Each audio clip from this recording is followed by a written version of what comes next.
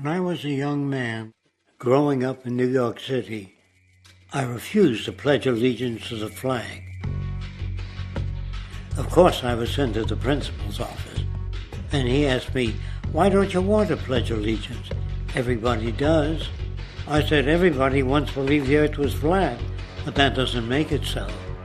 I explained that America owed everything it has to other cultures and other nations, and that I would rather pledge allegiance to the earth and everyone on it. Needless to say, it wasn't long before I left school entirely, and I set up a lab in my bedroom.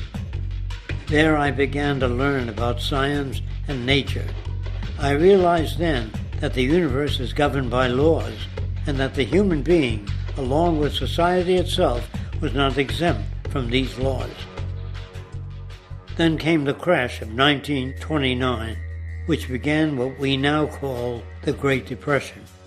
I found it difficult to understand why millions were out of work, homeless, starving, while all the factories were sitting there. The resources were unchanged. It was then that I realized that the rules of the economic game were inherently invalid. Shortly after came World War II, where various nations took turns systematically destroying each other.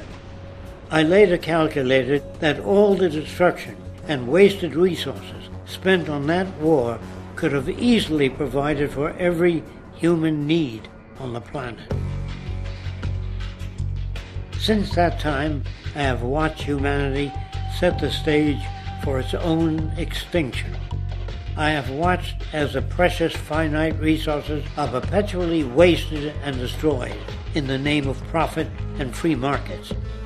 I have watched the social values of society be reduced into a base artificiality of materialism and mindless consumption.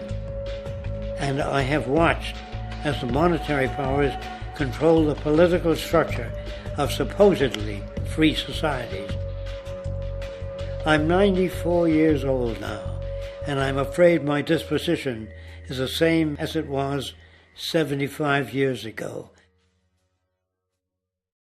This shit's got to go.